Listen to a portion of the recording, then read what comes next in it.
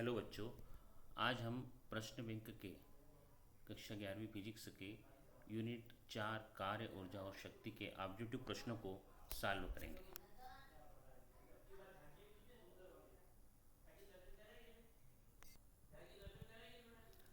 सबसे पहला है रिक्त स्थानों की पूर्ति कीजिए।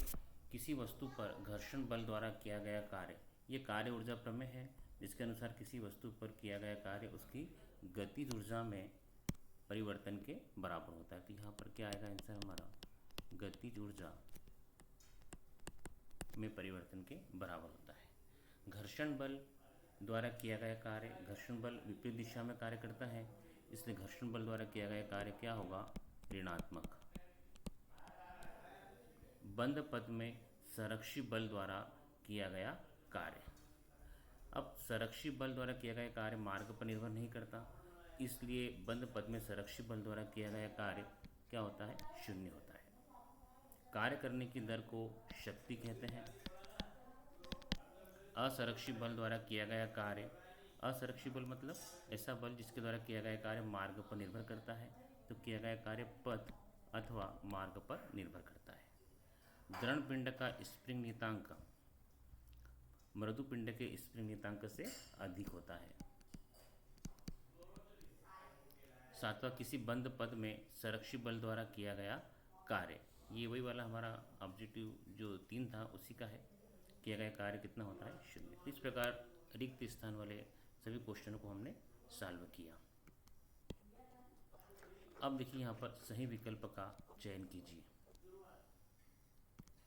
पहला क्वेश्चन है, निम्नलिखित में से ऊर्जा का मात्रक नहीं है। देखिए जूल ऊर्जा का मात्रक है एसआई मात्रक, अर्ग ऊर्जा का सीजीएस मात्रक है, इलेक्ट्रॉन वोल्ट भी ऊर्जा का मात्रक है, वाट शक्ति का मात्रक है। तो इनमें में से कौन सा मात्रक ऊर्जा का नहीं है, इसमें सही आएगा हमारा वाट। किसी निकाय की स्थितिज ऊर्जा बढ़ेगी। अब देखिए स्थितिज ऊर्जा बढ़ेगी, जो ऊर्जा है वो डिपेंड करती है W बराबर माइनस डेल्टा यू। हमारा पहला है, निकाय पर संरक्षी बल द्वारा कार्य किया जाए। निकाय पर संरक्षी अथवा असंरक्षी बल द्वारा कार्य किया जाए। निकाय द्वारा संरक्षी बल के विरुद्ध कार्य किया जाए। जब धनात्मक कार्य किया जाता है तो स्थितिज ऊर्जा क्या होती है, घटती है। यहाँ पर देखिए माइनस डेल्टा यू है, धनात्मक कार्य करने से स्थितिज ऊर्जा घटती है। इसका मतलब ये हुआ कि निकाय द्वारा संरक्षी बल के विरुद्ध कार्य किया जाएगा तो स्थितिज ऊर्जा क्या होगी, बढ़ेगी। तो इसमें हमारा जो सही आंसर आएगा वो आएगा निकाय द्वारा संरक्षी बल के विरुद्ध कार्य किया जाए।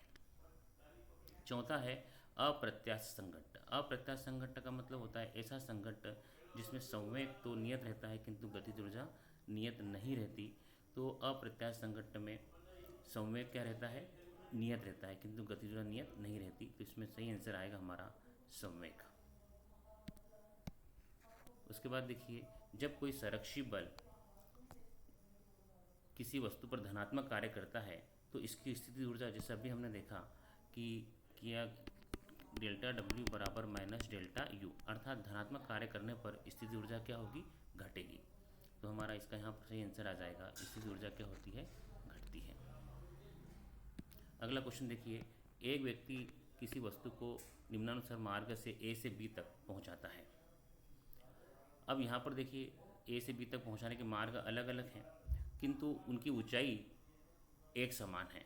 और हम जानते हैं कि जो कार्य है, कार्य अर्थात स्थितिज ऊर्जा जो है ये किसके बराबर होती है, mgh के बराबर। मतलब यदि h समान है तो किया गया कार्य भी क्या होगा, समान। तो यहाँ पर हम सभी में देख रहे हैं 1, 2 और 3, इन तीनों में जो है ऊंचाई समान है, इसलिए किया गया कार्य सभी में क्या होगा, एक समान। तो हमारा सही आंसर आएगा सभी में किया गया कार्य क्या होगा, एक समान।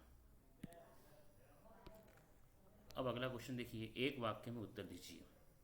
यदि कोई मशीन 10 सेकंड में 10 जूल कार्य करे तो उसकी शक्ति बताइए। शक्ति P बराबर होता है W/T, अर्थात कार्य है 100/10, तो इस प्रकार की शक्ति कितनी आ जाएगी उसकी, 10 वाट। तो यहाँ पर हमारा आंसर आ जाएगा 10 वाट। कार्य का एसआई मात्रक लिखिए। कार्य का एसआई मात्रक होता है जूल और सीजीएस मात्रक होता है अर्ग। शक्ति का एसआई मात्रक होता है वाट। जब बल और विस्थापन के मध्य अधिक कोण हो तो कार्य की प्रकृति कैसे होगी? जब बल और विस्थापन के बीच कार्य शून्य होता है अर्थात न्यून कोण होता है तो कार्य धनात्मक होता है। लंबवत कार्य होता है तो कार्य शून्य होता है और अधिक कोण होगा तो किया गया कार्य कैसा होगा? ऋणात्मक कार्य। तो कार्य की जो प्रकृति होगी वो होगी ऋणात्मक। स्प्रिंग नियतांक का मात्रक बताइए। स्प्रिंग नियतांक का मात्रक होता है एसआई मात्रक न्यूटन प्रति मीटर। द्रव्यमान ऊर्जा तुल्यता समीकरण ये आइंस्टीन ने दी थी और ये समीकरण होती है E बराबर mc²। एक विमीय संघट्ट किसे कहते हैं?